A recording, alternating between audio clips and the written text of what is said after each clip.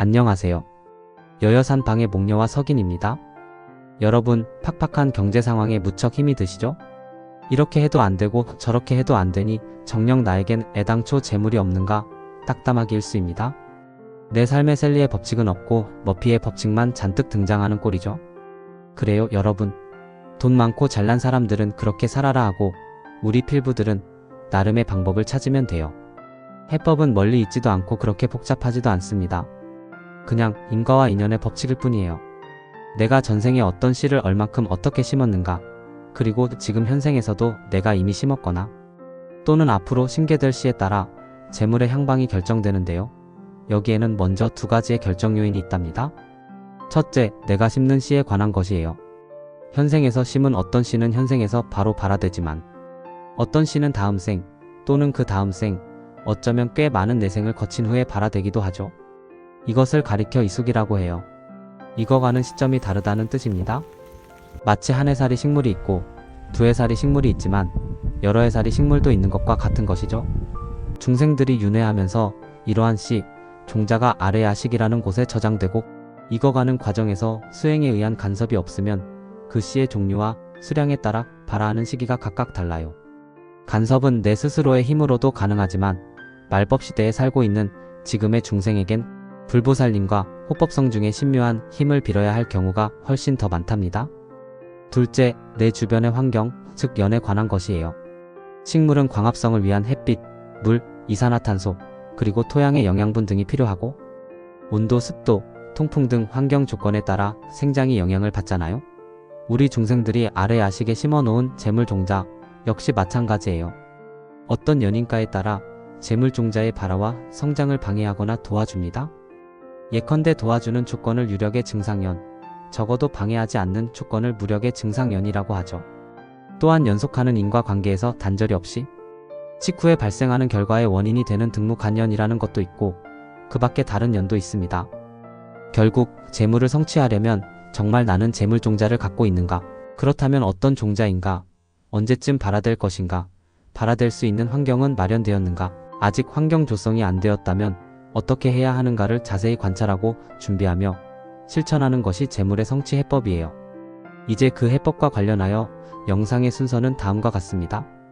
이 세상을 아수라왕이 주관한다는 불편한 진실, 재물과 관련한 선천적인 명과 운, 업보 차별경에서 말하는 현생에서의 가난한 과보, 재물을 얻기 위한 구호보익, 독전을 짓고 가꾸는 방법, 편재성 재물취득의 위험성, 능엄신주 수지, 무제칠시, 나무아미타 불가 나무구고 관세음보살, 대아라한 주지 도량 1000배, 장소와 도수를 지정한 1000배 내지 3000배. 이제 하나씩 알아보겠습니다. 첫째, 아수라왕이 이 세상을 주관한다는 불편한 진실을 인정해야 해요. 능엄경 권구에서는 다음과 같이 말하고 있습니다. 아수라왕이 이 세계를 주관하고 있다. 그의 신통력은 천상계를 훤히 알아. 두려워할 바가 없으며 대범천왕이나 재석과 권력을 다툴 수 있다. 관련 주에 의하면 이 세계를 주관하고 있다는 것은 그 아수라왕의 폭부가 엄청나서 귀신을 부리고 인간의 화복을 좌우할 수 있다는 뜻이에요. 육계천의 천주 재석은 사람들이 흔히 말하는 옥황상제 하느님으로서 인간들의 화복을 주관합니다. 그런데 바로 이 재석과 권력을 다투는 아수라왕은 인간의 마음과 행위를 평가하는 나름의 잣대가 재석천과는 달라서 좀 심하게 표현하면 부처님께 보살님께 하는 재물기도에 그 기도빨이 전혀 먹히지 않을 수 있어요. 특히 투기나 투자, 로또, 기타 횡재를 뜻하는 편재성 재물을 구하려고 부처님과 보살님께 기도하거나 진언을 외우면 더더욱 이루어지지 않습니다. 사정이 이렇다 보니 결국 나 스스로를 희망 고문하는 셈이지요. 이것은 제가 수십 년 동안 수만 명의 사람을 상대한 경험으로도 검증된 사실입니다. 한편 비록 아수라왕이 아닐지라도 보통의 아수라 역시 그 복보가 천상세계의 천인들과 비슷하거나 더 커요. 여러분, 아수라에게 복을 빌어 이루어질 수 있다면 어때요? 믿기지 않을 뿐만 아니라 씁쓸하죠? 그래서 불편한 진실이라고 말했던 겁니다. 사실 아수라는 우리가 보통 알고 있는 나쁜 놈, 삿된 무리가 아니에요. 그들의 능력은 천안통, 천이통, 숙명통, 타심통, 신족통이라는 5가지의 신통을 갖추었고 다만 누진통만 성취하지 못했어요. 평소 화내는 마음이 멈추지 않아 공력이 줄줄 새나가기 때문입니다. 그런데 아수라 중에는 부처님께 귀한 무리가 있어서 불법을 수행하는 사람들을 보호해요. 한편 편재성 재물을 바라는 불자들을 이처럼 불법에 귀한 아수라들이 도와줄까요? 다 말씀드릴 수가 없네요. 다만 한 가지 확실한 것은 평소 나쁜 짓을 많이 하던 자들을 아수라가 좋아하면서 응원하지는 않아요. 오히려 벌을 내립니다. 동네 양아치 같은 삿된 무리들과 달리 아수라들은 의롭지 못한 것에 맹렬히 화를 내기 때문이에요. 여러분, 아무리 불편한 진실을 인정할지라도 우리 불자님들이 아수라 왕에게 복을 바라지는 않겠지요. 아울러 근면하게 벌어들이는 정제 성격의 재물이라면 모를까? 횡재를 뜻하는 편재성 재물을 부처님과 보살님께 빌지 마세요. 결코 이루어지지 않아요. 지금껏 제 경험으로 단 한 명도 없어요. 어쩌면 편재성 재물이 아수라 왕의 독점적 관할인가 싶어요. 둘째, 재물과 관련하여 나 자신의 타고난 명과 운을 알아야 해요. 정말 내가 가난한 팔자를 타고났는지, 만약 그렇다면 이것을 바꿀 수는 있는지 사주명리학으로 분석하는 방법이 있어요. 이에 의하면 연, 월, 일시 8글자 자체를 갖고서 타고난 재물 관련 명을 살피고 10년 주기의 대운과 해마다의 연운을 갖고서 재물 관련 운도 알아보는 동양술법이에요. 사주원국이라고 부르는 타고난 명에서 부자사주, 가난한 사주, 그저 그런 사주로 나눌 수 있으니 재물은 대체로 내 삶의 결정론적 요소이기도 해요. 그렇지만 고장난 시계도 하루에 2번 맞는데 어찌 쥐구멍에 볕들 날이 없겠습니까? 재물운이 오면 그 기간 동안 반짝 숨통이 트일 수 있어요. 그렇지만 미리 준비한 것이 없거나 부족해서 그 재물운을 그냥 흘려버리는 경우가 매우 많답니다. 지금 이 영상에서는 불교 수행법을 통한 재물 성취를 다루고 있기 때문에 사주명리와 관련되거나 그 개운법으로서 장명, 풍수조작, 기문술법 등은 설명하지 않을 거예요. 궁금하실 경우 댓글 또는 이메일로 문의하면 성심껏 답변해 드리겠습니다. 셋째, 여러분이 한평생 살아오면서 늘 가난했거나 또는 사주를 풀어보니 가난한 명이라고 나왔다면 그 까닭을 알아야 해요. 그래서 부처님의 말씀을 소개합니다. 불이수가장자 설업보 차별경에서는 사람의 수명이 길고 짧은 것, 병치레가 많거나 없는 것, 신체에 장애가 있거나 없는 것, 금수저 또는 흙수저 집안에 태어나는 것, 기타 여러가지 현생에서 받는 전생의 과보에 대하여 말씀하십니다. 그 중에 지금의 빈궁한 생활이 전생의 어떤 마음과 행동 때문인지를 보여주는 10가지 항목이 있답니다. 다음과 같아요. 전생에 도둑질을 잘했어요. 전생에 다른 사람을 권하여 시켜서 도둑질을 하게 했어요. 전생에 도둑질하는 법을 지지하고 칭찬했어요. 전생에 도둑질하는 것을 보고 마음에 좋아하고 기뻐했어요. 전생에 부모의 재산을 많이 없애면서 축냈어요. 전생에 선량한 사람들의 재물을 빼앗았어요. 전생에 다른 사람이 이익을 얻는 것을 보고 마음에 좋아하지 않았어요. 전생에 다른 사람에게 이익이 될 일을 일부러 방해하였어요. 전생에 다른 사람이 보시하는 것을 보고 즐거워하는 마음이 없었어요. 전생에 세상 사람이 굶는 것을 보고 조금도 불쌍하고 민망한 마음이 없이 도리어 좋아했어요. 여러분, 전생에 위의 10가지 마음과 행동의 반대로 한 사람들은 현생에서 생활이 풍족하게 산다고 해요. 넷째, 고장난 펌프를 고쳐야 해요. 무엇을 어떻게 고칠까요? 나의 몸이 펌프이고 그 몸을 이루는 신체기관이 부품인데요. 재물복에 해당하는 물을 마시려면 내 몸을 수선해야 합니다. 이것을 가리켜 구호보이기라고 해요. 여러분, 편재성 재물은 편관이라는 기운을 만들어 내는데요. 이 편관이 긍정적으로 작용하면 카리스마 있고 멋진 사람이 되는 반면에 부정적으로 작용하면 나를 공격해서 힘들게 하는 칠살이 돼요. 쉽게 예를 들어볼게요. 어떤 이가 로또 1등에 당첨되었는데요. 그 돈을 두고 형제자매가 다툴 수도 있고 내 자신이 도박과 사치에 빠져 당첨금을 탕진할 수도 있겠지요. 이런 사례가 꽤 많아요. 바로 로또 당첨금이라는 편재가 일으킨 살기 때문입니다. 만약 나 자신이 그런 살기를 이겨낼 수 있는 힘을 갖고 있다면 모를까? 10중 8구는 가정도 파괴되고 사람도 망칩니다. 한편 이런 비극을 미연에 방지하는 술법이 있는데요. 불경의 표현으로는 구호보이기고 운기학으로서 말하면 개운법입니다. 저는 구호보이기에 더 방점을 둡니다. 도반들에게 저는 지장점찰참회법, 별의탈개, 활인섭생, 토납복식법, 안찰법, 쌍수 등을 가르쳐 줍니다. 또한 개별적인 상황을 살펴 때로는 명리학, 풍수, 기문둔갑으로 방법을 찾아보지만 이것들은 모두 고작 제가 알고 있는 범위 내에서의 방편일 뿐이니 여러분들은 부처님과 보살님들께서 베푸시는 방편으로 가피를 잇기 바랍니다. 여러분, 펌프를 사용하여 물을 끌어올리려면 펌프의 내부 압력을 낮춰야 하고, 이를 위해서는 고무막이 잘 막혀 있어야 한답니다. 만약 물리적으로 손상된 고무막이라면 교체해야 하지만 아무런 문제가 없으면 이제 마중물을 부어주어야 펌프가 제대로 작동해요. 지금 제가 비유로서 말하고 있지만 펌프의 내부 압력을 낮추는 것은 집착하는 마음을 단속해서 텅 비우자는 의미예요. 견고한 고무막을 유지하는 것은 바깥에 삿된 대상이 들어오지 못하게 하는 겁니다. 이처럼 고무막과 내부의 낮은 압력 상태를 주역의 궤로 표시하면 풍택중부라는 궤가 돼요. 주역의 모든 궤는 아래부터 위로 향하여 6가지의 또는 양으로 된 효를 쌓아서 만들지요. 풍택중부라는 궤에서 음효는 비어있다는 뜻이고 양효는 막혀있다는 뜻인데, 아래부터 첫째와 둘째, 그리고 다섯째와 여섯째 효는 양효로서 바깥에 삿된 기운이 들어오지 못하게 해요. 한편 세 번째와 네 번째 효는 음효로서 텅 비어 있어요. 즉, 마음은 비우고 외부와 연결되는 감각기관은 굳게 닫아놓은 모습이랍니다. 이런 형상을 가리켜 중부라고 해서 알 속에 있는 새끼와 밖에서 알을 이리저리 굴리며 보호하던 어미가 시절인연을 맞춰 줄탁동기를 한다고 해요.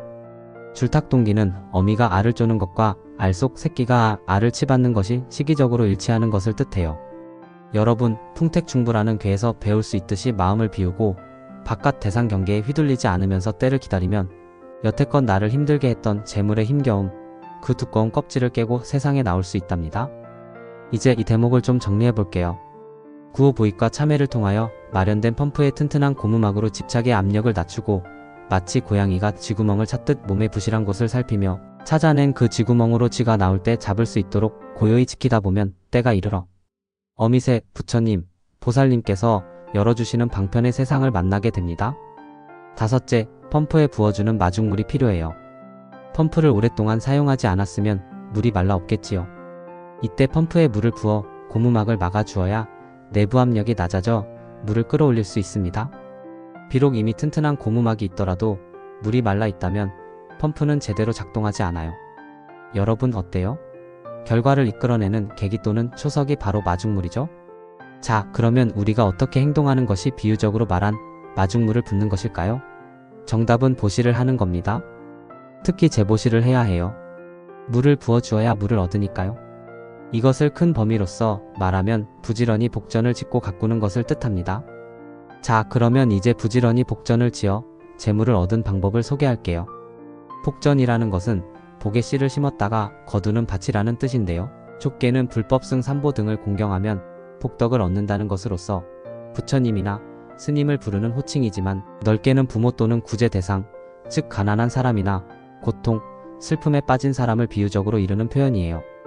그러니까 복전은 곧 복을 가져오는 원인이 되는 것으로서 삼보를 공양하고 부모와 스승의 은혜에 보답하며 가난한 사람에게 베풀면 복이 생긴다는 뜻입니다. 스님들이 가사를 잇고 다른 사람들의 공양을 받아 몸과 목숨을 유지하며 또 사람들에게 부처님의 법을 전해 자기와 그 사람들이 함께 복덕을 받는 것이 마치 밭이 곡식을 내는 것과 같다 하여 스님들이 입는 가사를 복전해 라고 하는데요. 중국에서는 황제들이 스님들을 복전으로 삼거나 가사를 내려주기도 했어요. 또한 아라한을 공양받아 마땅한 분이라는 뜻의 은공으로 번역했던 것도 복전과 관련이 깊지요. 한편 보시 받는 함을 복전함이라고도 하는데, 이는 삼보의 보시함으로써 복의 씨앗이 된다는 의미입니다. 이러한 복전의 종류는 그 기준에 따라 몇 가지로 나뉩니다. 구하는 바가 있는지 없는지에 따라 나눌 경우, 무언가 구하는 것이 없이 행하는 보시는 무작복전이라 하고, 무언가 구하는 바가 있기 때문에 행하는 경우는 유작복전이라고 해요. 또 삼복전이라고 해서 복전을 낳는 대상을 세 가지로 나누면 공경을 받는 불법승 삼보를 경전이라 하고, 보은을 받는 부모와 스승을 은전이라 하며, 연민을 받는 빈공한 자와 병자를 비전이라고 해요. 그리고 팔복전이라는 것이 있는데요. 불전, 성인전, 승전, 화상전, 아사리전, 부전, 모전, 병전의 8가지를 뜻하는데, 앞서 말한 삼복전의 확대 버전인 셈이네요. 한편 이처럼 복전을 주제로 담은 경전으로는 중화암경의 복전경, 제덕복전경 등이 있으니 참고하세요. 8가지 복전에 대하여 법망경에 있는 말씀을 하나 더 소개할게요. 불법승 삼보를 올바로 공경하면 복이 절로 찾아든다고 해요. 효양부모라고 해서 자식은 부모에게 효도를 해야 복을 받으니 내 부모가 곧 부처님이라고 생각하세요. 급사병인이라고 해서 병든 사람을 내 힘이 미치는 데까지 구조하면 복을 받게 돼요. 구제빈궁이라고 해서 물이 없는 광야에 우물을 파서 오고 가는 사람이 먹을 수 있도록 하거나, 자기가 사는 동네에 물이 없을 경우 우물을 파서 온 동네 사람이 다 먹도록 해주면 그것이 곧 복을 짓는 것이에요. 건조교량이라고 해서 개울에 다리를 놓아 사람들이 편하게 건널 수 있도록 해주는 것을 말해요. 치평업로라고 해서 험한 길을 평평하게 잘 닦아 사람들이 편하게 다니도록 해주면 복이 된다는 것을 말해요. 무차법회라고 해서 법회를 열어 어떠한 사람이든 차별하지 않고 법문을 들을 수 있도록 해주는 것을 말해요.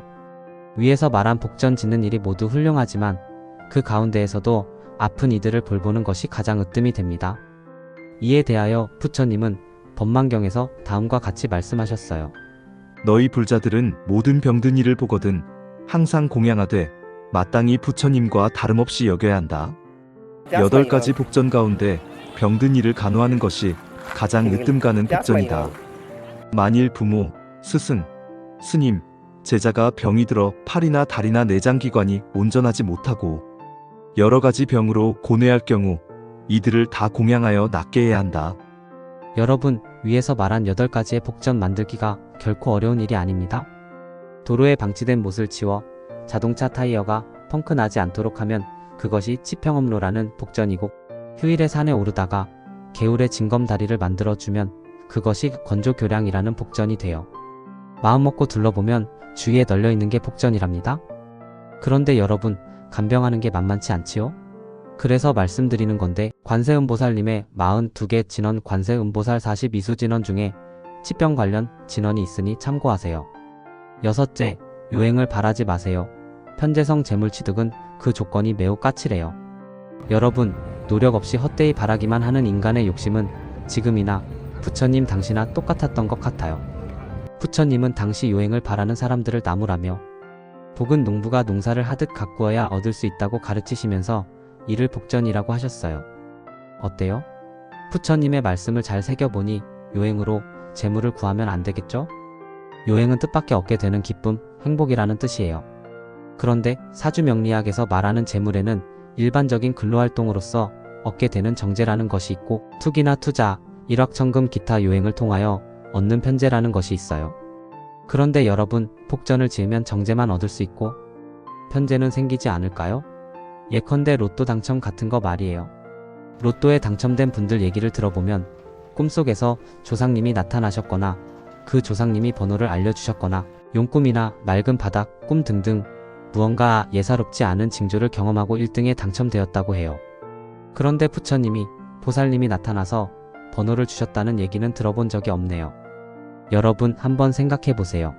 부처님이나 보살님이 꿈속에 나타나셔서 냈다, 이번 주 로또 번호다라고 말씀하시면 그 부처님이, 그 보살님이 진짜 부처님이고 진짜 보살님일까요? 절대 아닙니다. 만약 그렇다면 저는 더 이상 불교를 믿지 않을 것이고 불도를 수행하지도 않을 겁니다. 한편 조상님께서 또는 먼저 세상을 떠난 배우자가 로또 번호를 알려줄 수는 있어요. 그러나 이 역시 나 자신은 비록 잘 몰라도 어디선가 언젠가 내 자신이 의미 있는 복전을 갖고왔기 때문입니다. 아울러 기도회양도 많이 했겠지요. 아무리 세상에 두고 온 내 자손이, 나의 배우자가 불쌍해도 꿈속에 나타날 힘이 부족하면 안 될 일입니다. 비록 육체를 가진 인간보다 지능이 더 높은 중음신이라서 로또 번호를 알지라도 전달할 방법이 없어요. 한편 내가 복전을 잘 가꾸었고 기도회양도 많이 했으면 나의 꿈속에서 조상님이나 배우자가 나타날 수 있겠지요. 그러나 그들이 로또 번호 같은 편재성 재물의 성취를 도와주지 않을 수도 있습니다. 자손이나 남겨진 배우자를 진정으로 걱정하기 때문이에요. 앞서 말했지만 편재가 7살이라는 살기를 일으키면 나의 건강을 해치거나 여러 방법으로써 신세를 망치게 합니다. 자손이, 나의 배우자가 그 편재의 기운을 감당하지 못할 게 뻔한데 어찌 조상님이 먼저 간 배우자가 나에게 로또 번호를 알려주겠어요? 그럼 사주에서 편재를 감당하지 못할 사람이라면 복전을 가꾸어도 기도를 회양했어도 아무 소용이 없을까요? 그 답은 이래요. 우선 정제로서의 재물은 성취합니다. 자영업하는데 손님이 크게 늘어나는 시기입니다.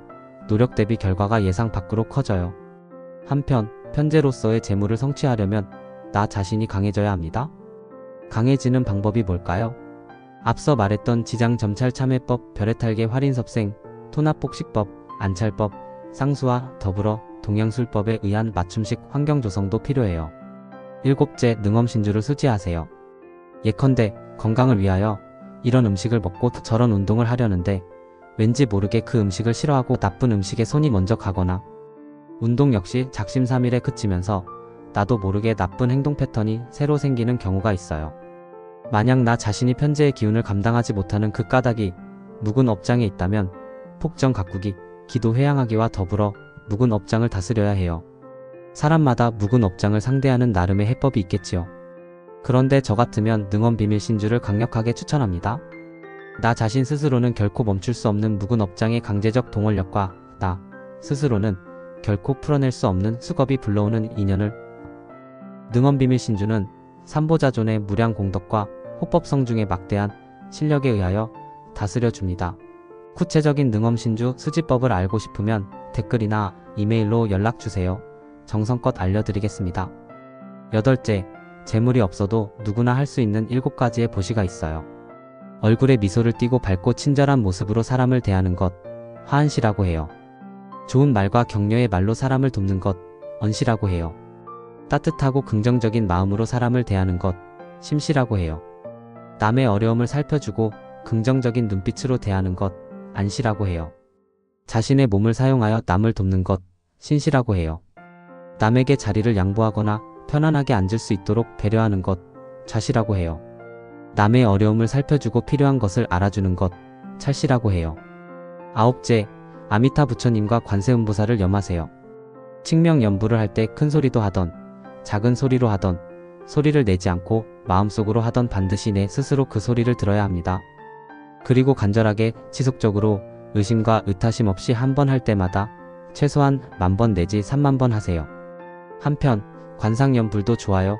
이를 위해서는 보현보살행원품과 반주산 매경을 참고하면 많은 도움이 됩니다. 염하는 구체적인 방법이 궁금하시나요? 문의하시면 정성을 다하여 알려드리겠습니다. 마지막으로 재물, 특히 편재성 재물 성취와 관련하여 도움이 될 만한 몇 가지를 알려드릴게요. 어느 절이나 다 성스럽고 영험하면 좋겠지만 현실은 그렇지 않아요.